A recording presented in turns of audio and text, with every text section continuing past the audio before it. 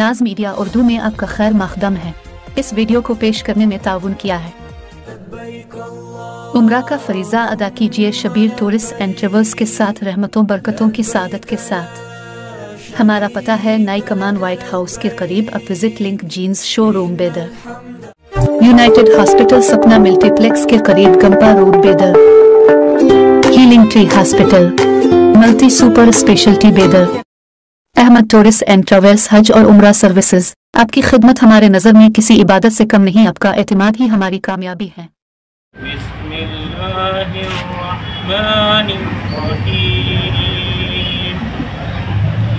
या अय्युहल्लज़ीना आमनुस्तईनु बिस्सब्रि वस्सलाह इन्नल्लाहा मअस्साबिरीन वला तक़ूलू लिमन युक़्तलु फ़ी सबीलिल्लाहि अम्वात बल अह्याउन वलाकिन ला तशऊरून वलनब्लुवन्नकुम बिशैइन मिनल खौफ़ि वल जू'i व नक़्सिम मिनल अम्वालि वल अन्फुसि वस्समरात वबश्शिरिस साबिरीन। मुहतरम आज़मीन हज, अस्सलामु अलैकुम व रहमतुल्लाहि व बरकातुहू। आज ये बड़ी मसरत का मौका है, ख़ास तौर से उन तमाम अहबाब के लिए जो इस साल हज को जाने का इरादा रखे हैं। काफ़ी दिन से आज के दिन का इंतज़ार कर रहे थे। गुज़िश्ता 2 सालों से मरकज़ी हज कमेटी की जानिब से ताख़ीर से ऐलान हो रहा है, लेकिन जब भी हो मरकज़ ऐलान 4 तारीख़ को हुआ कि हज दरख्वास्त फॉर्म इस साल के भरे जा सकते हैं।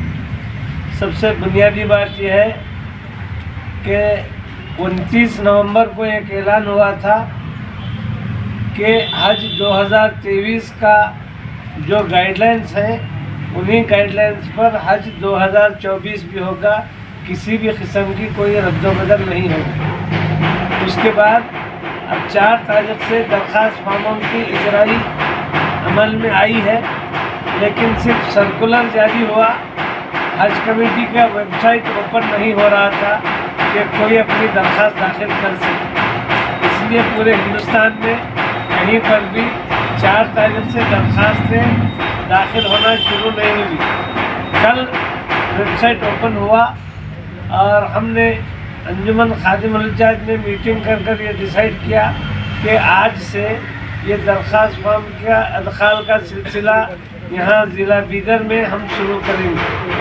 सबसे पहले मैं आप लोगों को ये बात बता दूं कि अंजुमन खादिमुल हुज्जाज आज से 25 साल पहले सन 1999 में हाजियों की खिदमत और रहनुमाई के लिए कायम हुई थी, और अल्हम्दुलिल्लाह ये 2024 यानी इसका 25वां साल अब चल रहा है। तो गुज़िश्ता 25 सालों से हम बड़े ही इत्मीनान के साथ, बड़े ही यकसुई और दिलचस्पी के साथ तमाम आज़मीन हज की, हाजी हजरात की खिदमत करते आ रहे हैं। जितने लोग गुज़िश्ता 25 सालों में यहाँ ज़िला बीदर से हज को गए हैं, वो सारे लोग बेहतर जानते हैं कि अंजुमन खादिमुल हुज्जाज की खिदमत क्या है। मैं आज के इस मौके पर ये कहना ज़रूरी समझता हूँ कि अंजुमन खादिमुल हुज्जाज में हमारे एक रुकन थे, जो हमारी अंजुमन के रुकन थे, रऊफ़ुद्दीन कचेरी वाले। अल्लाह ताला ने उनको इस मुकाम पर पहुँचाया कि वो रियासत कर्नाटका के गुज़िश्ता चेयरमैन हज कमेटी के रह चुके, और एक हमारे अंजुमन खादिमुल हुज्जाज के नायब सदर थे जनाब मोहम्मद रहीम खान साहब, जिनको अल्लाह ताला ने इस मरतबा हज मिनिस्टर बना दिया है। तो ये हाजियों की खिदमत की बरकत है कि अल्लाह तबारक व तआला इन ओहदों पर इन हजरात को फायज कर रहा है। ओहदा कोई भी मिले, सबसे बड़ा ओहदा तो ये है कि अल्लाह तबारक व तआला अपने मेहमानों की खिदमत का मौका दे रहा है और हमसे वो खिदमत ले रहा है जिसके लिए अल्लाह तबारक व तआला ने वादा किया है कि जो मेरे घर को आने वाले मेहमानों की खिदमत करेंगे उनकी जो है ना मैं भरपूर उनको जो है ना अजर और सवाब दूँगा। तो ये खिदमत का शर्फ हमको हासिल हो रहा है गुज़िश्ता 25 सालों से मुसलसल। तो मैं आप तमाम लोगों को ये बताना ज़रूरी समझता हूँ कि ये जो हाजियों के दरख्वास्त फॉर्म का अदखाल का जो मामला है ये अब ऑफलाइन भी भरा जा सकता है, इसके लिए कोई ममानियत नहीं है। लेकिन बदलते दौर के एतबार से सारी दरख्वास्तें ऑनलाइन फिलअप की जा रही हैं। ऑफलाइन अगर भरना है तो यही फॉर्म को आप जो है ना डाउनलोड करना पड़ेगा। डाउनलोड करने के बाद वो फार्म भरना और ये सारी चीज़ें आपको जो है ना मुंसलिक कर कर वहाँ पर भेजना पड़ेगा। लेकिन उसमें दिक्कत ये होगी कि आपका ओरिजिनल पासपोर्ट का ज़ेरॉक्स नहीं पहुँचेगा, ओरिजिनल पासपोर्ट नहीं पहुँचेगा और जो है ना दूसरी चीज़ों का ज़ेरॉक्स नहीं पहुँचेगा। ये ऑनलाइन फिलअप करने में सहूलत इस बात की है कि वो जो पूछ रहे हैं कि ओरिजिनल पासपोर्ट का ज़ेरॉक्स यानी स्कैन कर कर उसकी कॉपी और दीगर असनादात की ओरिजिनल कॉपी उनको जो है ना जो स्कैनिंग के ज़रिए अपलोड करके पूरा मुकम्मल दरख्वास्त जब भेज दी जाती है तो फिर उनको वहाँ पर कोई काम नहीं रहता। इन दरख्वास्तों को सीधा ड्रा के लिए भेज दिया जाता है। तो इसलिए गुज़िश्ता 3-4 सालों से सिर्फ ऑनलाइन दरख्वास्तें दाखिल की जा रही हैं। ऑफलाइन फॉर्म का जो है ना कोई तस्वुर भी आज की तारीख़ में बाकी नहीं है। तो अंजुमन खादिमुल हुज्जाज बिल्कुल यकसुई के साथ आप तमाम हजरात के दरख्वास्तों को ऑनलाइन फिलअप करके बिल्कुल ऑनलाइन जो है ना भेजने का जो है ना इंतज़ाम करती आ रही है। तो उसके लिए जो जो चीज़ें दरकार हैं एक बार आप लोग गौर से सुन लीजिए। अगर आप हजरात लाए हैं तो यहाँ जमा करा सकते हैं, अगर नहीं लाए हैं तो फिर गौर से सुन लीजिए। ये सारी असनादात आपको लेकर आना है। सबसे पहले आपका ओरिजिनल पासपोर्ट, ये सबसे ज़्यादा ज़रूरी है। इसके बगैर कोई दरख्वास्त दाखिल ही नहीं की जा सकती। बहुत से अफराद फ़ोन कर कर पूछते हैं कि हमारा पासपोर्ट पुलिस इंक्वायरी हो गई है या जो है ना अनकरीब आने वाला है और अभी जो है ना मैसेज आया है, पासपोर्ट नंबर मालूम हो गया है, हम दाखिल कर सकते हैं। नहीं दाखिल कर सकते जब तक के जो है ना ओरिजिनल पासपोर्ट आपके हाथ में नहीं रहता, दरख्वास्त फॉर्म दाखिल नहीं की जा सकती। इसलिए जो रिक्वायर्ड चीज़ें हैं सबसे पहले है ओरिजिनल पासपोर्ट। उसके साथ आपको यहाँ पर रिहायशी जो है ना सदाकतनामा देना है, यानी आपका जो है ना एड्रेस प्रूफ। उसके लिए आपका आधार कार्ड ये भी ज़रूरी है और उसके साथ हेड ऑफ़ द कवर जो भी होगा आपको 4 आदमियों का एक कवर में रखने की गुंजाइश है। 5 आदमियों की गुंजाइश, हेड ऑफ़ द कवर छोड़ के 4, एक कवर में एक हेड ऑफ़ द कवर और साथ में 4 लोग, 5 आदमी आप एक कवर में रह सकते हैं। तो इस तरह आप जो है ना कोई एक हेड ऑफ़ द कवर रहेगा। हेड ऑफ़ द कवर का पासबुक आपका आना ज़रूरी है। अगर आपके पास पासबुक नहीं है तो आप जो है ना अपना चेक भी जमा करा सकते हैं, कैंसल्ड चेक देने। एक साहब गुज़िश्ता मरतबा एक ब्लैंक चेक साइन करके ला के दीजिए। हम बोले ये तो बहुत भारी काम कर दिया इन्होंने, क्या हम अपनी मर्ज़ी से डाल लेना है? तो वो गलती कर दिए थे, फिर हम उनको जो है ना वापस दे दिए चेक। चेक कैंसिल करके वो चेक इसलिए कि उसके ऊपर आपका अकाउंट नंबर और IFSC कोड वगैरह बैंक का सारी चीज़ें जो दरकार है वो चेक के ऊपर रहता है। पासबुक दे रहे हैं तो किसी चेक की ज़रूरत नहीं है। अगर पासबुक किसी के पास नहीं है तो जो है ना उस सूरत में एक कैंसल्ड चेक आपको जमा कराना है। उसके साथ साथ आपको 2 अदद वाइट बैकग्राउंड की फ़ोटो लगती हैं। वाइट बैकग्राउंड होना ज़रूरी है। बहुत से हजरात कलर वाला बैकग्राउंड के जो है ना फ़ोटोज़ लाते हैं, वो फ़ोटो नहीं चलेगी, वाइट बैकग्राउंड की फ़ोटो होना। उसके साथ आपका जो ब्लड ग्रुप है वो कौन सा है आपको मालूम होना चाहिए, यहाँ लिखा देना पड़ेगा। अगर नहीं मालूम है तो लेबॉर्ट्री जाकर ब्लड ग्रुप का एक सैंपल देकर सर्टिफिकेट हासिल कर लें और ब्लड ग्रुप का सर्टिफिकेट ला लें। साथ में आपको जो यहाँ पर पूछा जाएगा, आपसे नॉमिनी का नाम पूछा जाएगा। आप तो जा रहे हैं, आपके यहाँ रहने वाले, आपके घर के तमाम अफराद भी अगर जा रहे हैं तो भी यहाँ रहने वाले जो भी रहेंगे उन लोगों का किसी का नाम आपको नॉमिनी के तौर पर यहाँ पर देना पड़ेगा। तो नॉमिनी का नाम होना, नॉमिनी का फ़ोन नंबर जो यहाँ रह रहे हैं उनका देना, और जो जा रहे हैं उनका भी फ़ोन नंबर, ऐसा फ़ोन नंबर लिखा है जो फ़ोन नंबर आपका पूरा जाने तक बल्कि जाने के बाद भी बंद ना हो।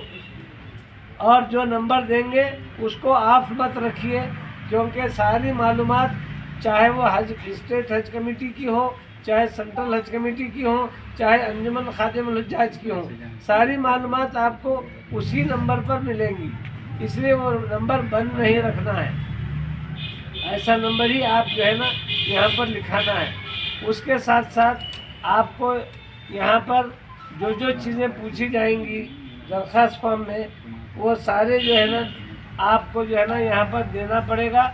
मेडिकल सर्टिफिकेट वगैरह की ये जो सारी चीज़ें हैं, स्क्रीनिंग टेस्ट वगैरह, ये सारी चीज़ें जब आपका जो है ना सिलेक्शन हो जाएगा उसके बाद ये चीज़ें आपको दरकार रहेंगी। सिलेक्शन होने के बाद आप हमसे टच में रहते हैं, उस वक़्त आपको क्या क्या रिक्वायरमेंट है उस वक़्त आपको बोलेंगे। ओरिजिनल पासपोर्ट आप देना है, वो स्कैनिंग करने के बाद पासपोर्ट आपको वापस कर दिया जाएगा। आप अपने पास रख लें, पासपोर्ट की हिफाजत करें, और जब आपका सिलेक्शन हो जाएगा और आपको पहली किस्त भरना रहेगा, उस मौके पर आपको ओरिजिनल पासपोर्ट भी अपनी पहली किस्त के साथ जमा कराना पड़ेगा। उस वक्त आप जो है ना अपना पासपोर्ट लेकर आना है, तब तक आपका पासपोर्ट आपके पास रहेगा। तो आप लोगों को सबसे पहली बात, 5 लोग एक कवर में रहेंगे। अगर इन्फेंट बच्चे हैं 2 साल से कम उम्र वाले, तो मज़ीद 2 की इन्फेंट की गुंजाइश है 2 साल से कम वालों, और 2 साल से कम अगर बच्चों को अपने साथ ले जा रहे हैं कोई, तो उनके लिए सिर्फ 10% के चार्जेस लगते हैं। जो आपको खर्च आएगा उसका 10% खर्च इन्फेंट को आएगा। 2 साल से कम उम्र के बच्चों को अगर साथ ले जा रहे हैं तो बोलता हूँ, मगर वहाँ पर तकलीफ़ होती है, ना ले जाएं, नानी के पास वगैरह छोड़ कर जाएं, ज़्यादा बेहतर है। इसलिए एक कवर में 5 ही लोगों के लिए गुंजाइश है। इसके बाद ज़रूरत इस बात की है कि गुज़िश्ता 3 सालों से औरत को बग़ैर महरम के हज करने की इजाज़त नहीं थी।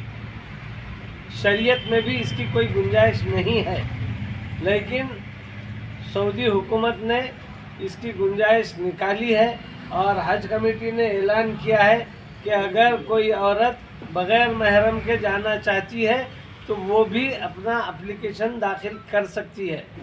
ये एक नई गुंजाइश गुज़िश्ता 3 सालों से निकली है। पहले 4 औरतें मिलकर जाने की गुंजाइश थी। गुज़िश्ता साल से जो गाइडलाइंस आई है उसमें अकेली औरत भी अपना जो है ना दरख्वास्त फॉर्म दे सकती है, जबकि शरीयत ये बोलती है कि औरत का एक रात भी बग़ैर महरम के सफ़र करना जायज़ नहीं है। अब उसके बाद जो जाना चाहते हैं जो वो है गुंजाइश जो है वो मैं बता रहा हूँ कि अकेली औरत भी दाखिल कर सकती है, लेकिन ऐसा तो कोई केस देखने में नहीं आता। एकाध कोई मिल जाते हैं, कोई मिलते हैं, जैसे हमारे पास बीदर से जो है ना फातिमा अनवर अली मैडम जो है गुज़िश्ता साल यहाँ से दाखिल की थी। तो इस तरह कोई भी अगर है तो उनके लिए ये गुंजाइश है, लेकिन दूसरों के लिए कोई गुंजाइश नहीं था। 300 रुपये प्रोसेसिंग फ़ीस आपको लगती थी, लेकिन गुज़िश्ता साल के जो गाइडलाइंस है उसके मुताबिक कोई प्रोसेसिंग फ़ीस हुकूमत अभी दरख्वास्त भरने वाले से नहीं ले रही है। जिनका सिलेक्शन हो जाएगा, सिलेक्शन होने के बाद आपके साथ आपसे प्रोसेसिंग फ़ीस भी लेगी 300 रुपये, और फिर जो है ना आपका पहला इंस्टॉलमेंट भी लेगी सिलेक्शन होने के बाद। जिनका सिलेक्शन नहीं होता उनसे कोई फ़ीस नहीं ली जा रही।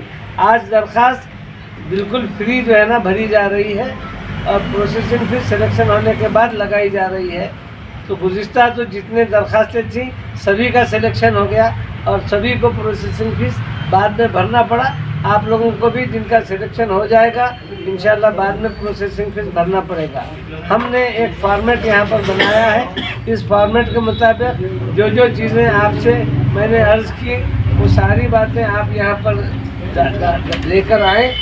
इसमें हम टिक मार लेते हैं, आपका जो है ना पूरा जो है ना वो ले लेते हैं, आपका ओरिजिनल पासपोर्ट अपने सनदात ले लेते हैं, और यहाँ पर बैठकर आपके एप्लीकेशन पूरे ऑनलाइन दाखिल कर देते हैं। दाखिल करने के बाद उसकी एक हार्ड कापी निकाल लेते हैं। हार्ड कापी निकालने के बाद उस हार्ड कापी के साथ ये जो जो चीज़ें हम आपके मुंसलिक किए हैं उसके भी पूरे ज़ेरॉक्स आते हैं। उन तमाम ज़ेरॉक्स पर और एप्लीकेशन पर आपकी साइन हार्ड कापी पे करना पड़ेगा। तो जब हम प्रिंट आउट निकाल लेते हैं उस वक्त आपको फ़ोन करते हैं, उस वक्त आप आना, और सारे एप्लीकेंट्स, जब आपकी औरतें भी हैं, जब आप हजरात भी हैं, सब आप आना पड़ेगा, आके दस्तखत करना पड़ेगा, और उसके बाद आपकी दरख्वास्तें हार्ड कापी अंजुमन की जानिब से पूरों की एक साथ दरख्वास्तें बेंगलुरु को भिजा दी जाएगी। तो इस तरह ऑनलाइन दाखिल करने के बावजूद भी फिर हार्ड कापी भी जो है ना हज कमेटी को भेजने का रहता है। इस तरह आप तमाम लोगों के सारी चीज़ें जो है ना दाखिल कर दी जाएंगी। और इसके लिए अंजुमन खादिमुल हुज्जाज आपसे जो फ़ीस लेती है वो फ़ीस याद रख लीजिए। आपसे वहाँ जाने के बाद दुआओं की दरख्वास्त करती है।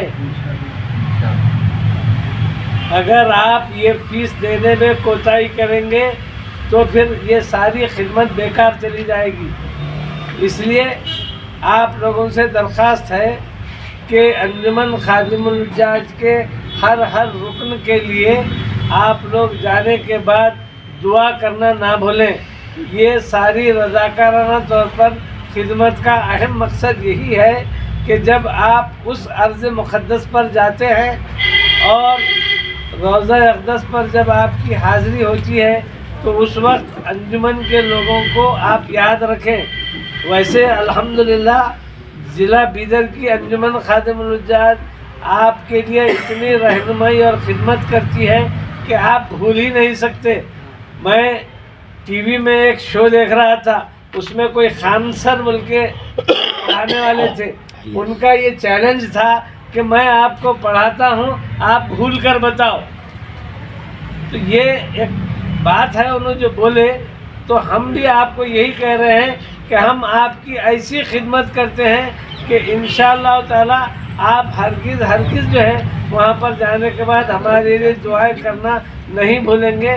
मज़ीद फिर भी आपसे कहा जा रहा है कि आप वहाँ जाकर ही नहीं, हर पल हर सालों से करते आ रहे हैं, और इंशाअल्लाह जब तक अल्लाह ताला हयात देगा, जिस्म में ताकत देगा, ये खिदमत इंशाअल्लाह ताला करते रहेंगे और रज़ाकाराना तौर पर करते रहेंगे।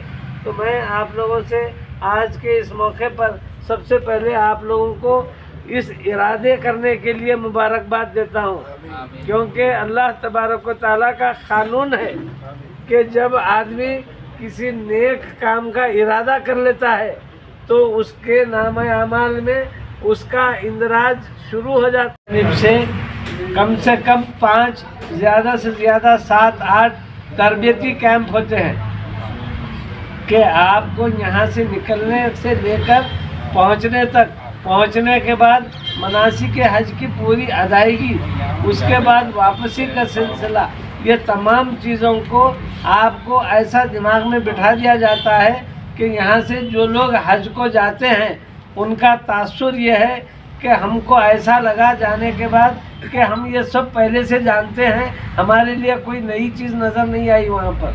तो इस तरह ये तरबियती कैंपों में आपकी शिरकत बहुत ज़रूरी होती है, और इसके लिए हम कम से कम 5 बहुत काबिल तरीन तजुर्बाकार जो गुज़िस्ता 25-25 सालों से तरबियत में माहिर होते हैं, ऐसे लोगों को बुलाकर उनसे तरबियत करवाते हैं। हज कमेटी ऑफ इंडिया की जानिब से कम 3 हज कैंप का अटेंड करना ज़रूरी है। आप लोगों को एक हेल्थ कार्ड दिया जाता है जो लाजमी होता है आपके लिए। वो हेल्थ कार्ड में हेल्थ के साथ ट्रेनिंग कार्ड भी रहता है, वो हैट कार्ड बोलते हैं उसको, हेल्थ एंड ट्रेनिंग कार्ड। तो वो ट्रेनिंग आप कहाँ कहाँ पर करें उसका जो है ना आपको जिक्र करना होता है। तो अंजुमन खादिमुल हुज्जाज की जानिब से जो ट्रेनिंग कैंप होते हैं उसको हज कमेटी ऑफ इंडिया कबूल करती है। कैंप में आपकी शिरकत लाजमी होती है, इसलिए सिलेक्शन के बाद से आपको ट्रेनिंग कैंप भी अटेंड करना बहुत ज़रूरी है। तो ये सारी मालूमात आप लोगों को बैक वक्त देना ज़रूरी था। हेडलाइंस में कोई तब्दीली नहीं है, मैंने आप लोगों को पहले ही अर्ज़ किया है। तो जिस तरह आम तौर पे क्या रहता है कि इसके लिए कितना खर्च आएगा, ये बहुत बड़ा सवाल रहता है जो हर एक के जहन में रहता है, लेकिन हज मिनिस्टर को भी मालूम नहीं रहता कि कितना खर्च आएगा। अलबत्ता पहला और दूसरा इंस्टॉलमेंट कितना भरना होगा ये जो है ना बता दिया गया था पिछली बार, इसलिए इस साल के हाजियों को ये एक चीज़ मालूम हो सकती है खर्च, वरना जब तक वो भी ऐलान नहीं होता हज कमेटी से वो भी मालूम नहीं होता। तो पहला इंस्टॉलमेंट जो है ना पिछले साल गाइडलाइंस में आ गया था, इस मरतबा भी आ गया है कि आप लोगों को सबसे पहले 81,500 रुपये पहले इंस्टॉलमेंट के तौर पर आपको अदा करना है, और दूसरा इंस्टॉलमेंट 1,70,000 रुपये भरना है। 81,500 और 1,70,000 यानी 2,50,000 रुपये आपके जमा हो जाते हैं। उसके बाद तीसरा इंस्टॉलमेंट टोटल खर्च क्या आएगा वो हज कमेटी ऑफ इंडिया आखिर में ऐलान करेगी कि तीसरा इंस्टॉलमेंट कितना भरना है, तो उस वक्त आपको बाकी का तीसरा इंस्टॉलमेंट भरना होगा। गुज़िस्ता 3,05,000, 55,000, 53,000, किसी को और कुछ इम्बार्केशन पॉइंट के हिसाब से, किसी को तो बहुत ज़्यादा भी आ गया था। मैं यहाँ का जिक्र कर रहा हूँ ये, लेकिन दूसरी जगह पर बाज़ जगह 1.5 लाख रुपये भी आया था। तो वो जो भी ऐलान आएगा हज कमेटी ऑफ इंडिया की जानिब से तीसरे इंस्टॉलमेंट का, वो आपको अदा करना होगा। दरअसल क्या रहता है कि डॉलर के मुकाबले में दिन ब दिन रुपये की कीमत घटती जा रही है, तो उसका तयन होना रहता है। और जो बिल्डिंग्स वहाँ पर हज कमेटी ऑफ इंडिया जो आपके ठहरने के लिए लेती है अकोमोडेशन के लिए, उसके लिए क्या किराया तय होता है उसके हिसाब से उसका तय होता है। तो एक तो ज़र मुबादला, फॉरेन करेंसी, दूसरा अकोमोडेशन, तीसरा जो है ना एयर फेयर आपको कितना लगेगा वो भी जो है ना पूरा जो है ना हराज होके पूरा एयर फेयर तय होता है। वो सब तय होने के बाद तीसरे इंस्टॉलमेंट का ऐलान होता है, तब आपको जो है ना तीसरा इंस्टॉलमेंट भरना होता है। इसलिए तीसरा इंस्टॉलमेंट आपको कितना आएगा ये पहले से मालूम नहीं रहता। सिलेक्शन होते ही सबसे पहले 81,500 रुपये आप लोगों को देना है। ये पैसे कभी भी सिलेक्शन होते ही भरने का रहता है, ये पैसे रेडी रखें। 1,70,000 दूसरा इंस्टॉलमेंट रहता है, ये भी पैसे आप रेडी रखें। पैसे तो सारे रेडी ही रखना है, लेकिन तीसरे इंस्टॉलमेंट का क़ब्ल वक्त मालूम नहीं रहता। वो जैसे ही आपको जो है ना हज कमेटी ऑफ इंडिया कहेगी आपको तीसरा इंस्टॉलमेंट भी भरना पड़ेगा। ये पहले इंस्टॉलमेंट के भरते वक्त आपको साथ में मैंने कहा कि ओरिजिनल पासपोर्ट भी दाखिल कर देना है 81,500 रुपये के साथ। जो लोग पहला इंस्टॉलमेंट नहीं भरते सिलेक्शन होने के बाद भी, उनका नाम कट हो जा सकता है, उनकी जगह वेटिंग लिस्ट में जो दूसरे लोग रहते हैं उनका नाम आ जा सकता है। इसलिए आपके लिए ज़रूरी है कि ये जो रकम बताई जा रही है ये पहले से अपने पास रेडी रखें। ये पर हेड है, 5 अगर है तो 5 से इंटू कर लीजिए, 4 है तो 4 से कर लीजिए, 3 है तो 3 से, 2 है तो 2 से, 1 है तो यही जो कीमत मैं बता रहा हूँ वही रहेगी। तो इस तरह ये सारी बातें आपके सामने सुना दी गई हैं। मज़ीद अगर कोई बात बाकी रह गई है तो आपका और हमारा सिलसिला आज से मुलाकात का शुरू हो गया। जिनकी दरखास्तें भरी जाती हैं, फ़ोन नंबर यहाँ दिए जाते हैं, उन तमाम फ़ोन नंबरों का हम एक ग्रुप बनाते हैं, व्हाट्सएप ग्रुप। तो वो फ़ोन नंबर पर आपके व्हाट्सएप भी होना ज़रूरी है। एक बात याद रख लीजिए, ऐसा ही फ़ोन नंबर दिखाइए जिसके साथ व्हाट्सएप अटैच्ड है, वो ज़रूरी है। तो व्हाट्सएप ग्रुप बनाते हैं। जब तक कि आप यहाँ रहते हैं, कोई किसी को जो है ना उसके अंदर पोस्ट डालने की हमारी तरफ से इजाज़त नहीं रहती। सिर्फ हम लोग जो है ना अंजुमन के लोग कैन पोस्ट बोल के आता है कि सारी मालूमात देने के लिए। लेकिन जब आप यहाँ से निकलते हैं तो इसको ओपन कर दिया जाता है। आप तमाम लोग वहाँ जाने के बाद आपकी क्या मसाइल है, आपको क्या तकलीफ है, क्या उसके लिए आप अगर जो है ना यहाँ पर मन्ना खेली में मुफ्ती साहब के थ्रू जो है ना कुर्बानी का नज़्म हुआ था, तो वो लोग कैसा पहुँचेंगे, क्या होंगे और क्या क्या मज़ीद मालूमात है, ये सारी चीज़ें जो है ना आपको जो है ना व्हाट्सएप के ज़रिए आप बातचीत कर सकते हैं। गुज़िश्ता साल जो लोग हज को गए थे वो लोगों को इस व्हाट्सएप ग्रुप से बेइंतहा मदद मिली। हमारा भी पहला तजुर्बा था पिछले साल का, व्हाट्सएप ग्रुप बनाने का, बेइंतहा मदद मिली। हर आदमी अपना मसाइल जो है ना व्हाट्सएप ग्रुप पर डालता था, उसको यहाँ पर देखकर जो आदमी सारे ग्रुप के लोग जो है ना उसमें अटैच रहते थे। तो इस तरह जो है ना बहुत सहूलत होती है। तो जो सहूलत हो सकती है अंजुमन की जानिब से आप तमाम लोगों को पहुँचाने की कोशिश की जाती है। तमाम की इजराई की तारीख 4 दी गई थी, लेकिन इसकी लास्ट डेट 20 दिसंबर दी गई है। बहुत कम टाइम दिया गया है। अगर इसके दौरान दरखास्तें जितनी दरकार कोटा है उतनी आ जाती हैं तो फिर डेट बढ़ाई नहीं जाती। अलबत्ता दरखास्तें अगर कोटे से कम आती हैं तो शायद हज कमेटी ऑफ इंडिया, शायद बोल रहा हूँ मैं, बढ़ाएगी या नहीं बढ़ाएगी वो हज कमेटी जानती है। लेकिन last date of filing the application form to the Haj pilgrims is the 20th December 2023। लेकिन ये हज 2024 का है, ये हज 2024 का है, लेकिन दिसंबर 20 2023 लास्ट डेट है एप्लीकेशन देने की। इसलिए बहुत आप कोशिश कीजिए कि सारे लोग वक्त के अंदर अपनी एप्लीकेशनें दाखिल कर दें। इंशाअल्लाह हम भी कोशिश करेंगे कि दिन रात आपकी एप्लीकेशन भरते हुए सारे लोगों के एप्लीकेशन बिल्कुल वक्त के अंदर भरे जाएंगे इंशाअल्लाह अज़ीज़। तो इस तरह ये सारी बातें थी जो आपके सामने अर्ज़ किए।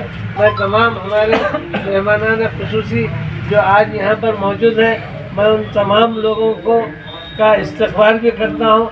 मेहमानान ख़ुसूसी क्या, ये तो हमारे सदर मोहतरम हैं जो गुज़िश्ता 25 सालों से अल्हम्दुलिल्लाह जो है ना ये हाजियों की खिदमत में लगे हैं। पहले ऑफलाइन भरा करती थी दरखास्तें, हाथ से लिखना होता था। अल्हम्दुलिल्लाह हमारे सदर साहब की हैंड राइटिंग ऐसी है कि वो प्रिंटेड नज़र आती है।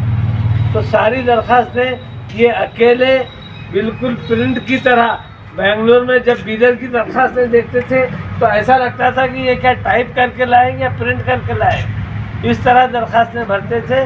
तो बिल्कुल हाथ से दरखास्तें भरते थे सदर साहब। अब जो है ना ये कंप्यूटराइज सिस्टम हो गया है, ऑनलाइन में बात आ गई है, ऑनलाइन भरी जा रही है। तो 25 सालों से मुसलसल ये खिदमत करते आ रहे हैं। अंजुमन खादिमुल हुज्जात जो कायम भी थी, उनमें तमाम के तमाम अल्लाह को प्यारे हो गए हैं। उन तमाम के हक़ में भी दुआ कीजिए कि अल्लाह ताला उनकी सारी खिदमत को कबूल फरमाए।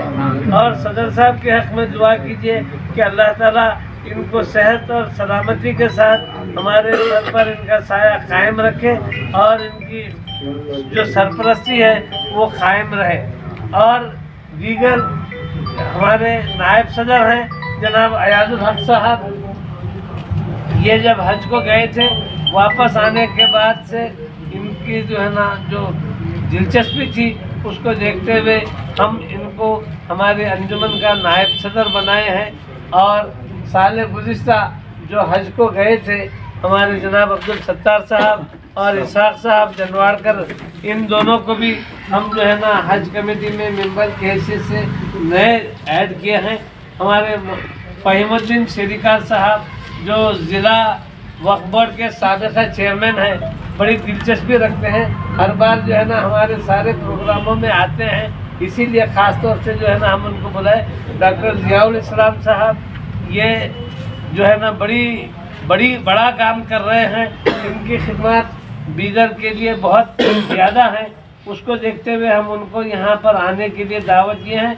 तमाम मसाजिद को जोड़कर दौड़ो अल्लाह की तरफ चलकर एक तंजीम बनाए हैं। उस तंजीम के तहत उसके सदर हैं डॉक्टर ज़ियाउल इस्लाम साहब, और बाकी हमारे जो तमाम अरकान हैं जिनके अंदर ये सारे लोग हैं, शाह नज़ीर खादरी साहब हैं, जनाब नूर पाशा साहब हैं, शाहनवाज साहब हैं, आसिफ साहब हैं, शफीक अहमद कलीम हमारे ट्रेजरर हैं जो आज किसी वजह से यहाँ नहीं आ सके, डॉक्टर मुजाहिद मसूद साहब हैं, आज केपी न्यूज़ में जो है ना वो न्यूज़ एडिटर के तौर पर काम कर रहे हैं, लेकिन हमेशा उनकी खिदमत अंजुमन के साथ जुड़ी हुई है। जनाब एम ए वाजिद साहब हैं, जनाब जो है शेख सादुल्ला साहब हैं जो आज शायद यहाँ नहीं आ सके, और जो है ना कोई नाम छूट रहा है क्या, आसिफ हुसैन साहब हैं, और कौन है?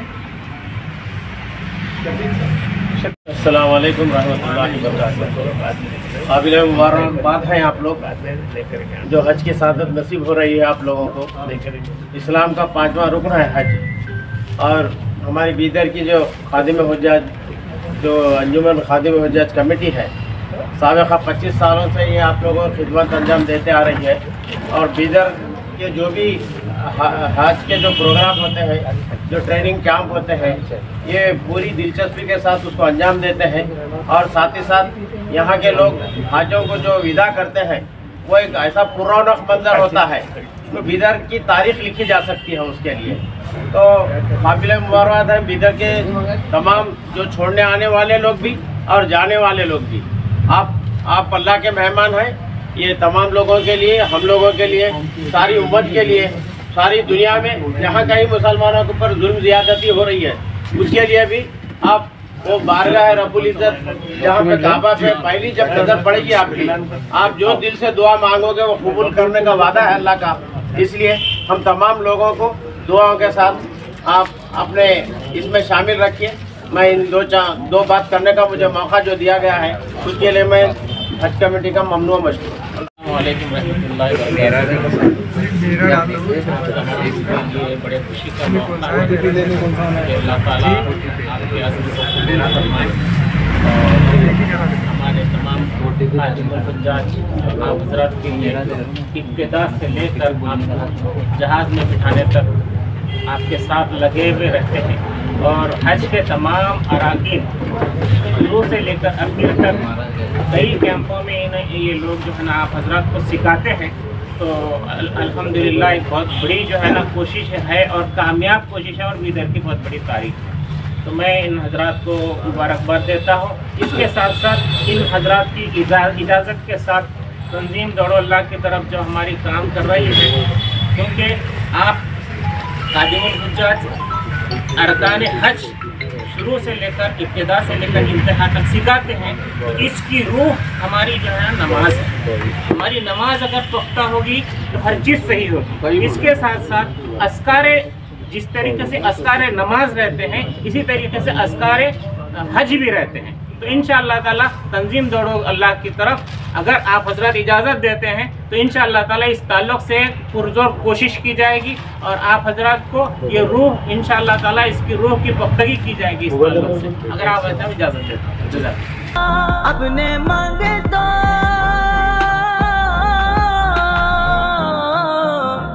अपने मंगतों की वो फहरिस्त में रखते हैं सदा, मुझको मोहताज किसी का नहीं होने देते, मुझको मोहताज किसी का नहीं हो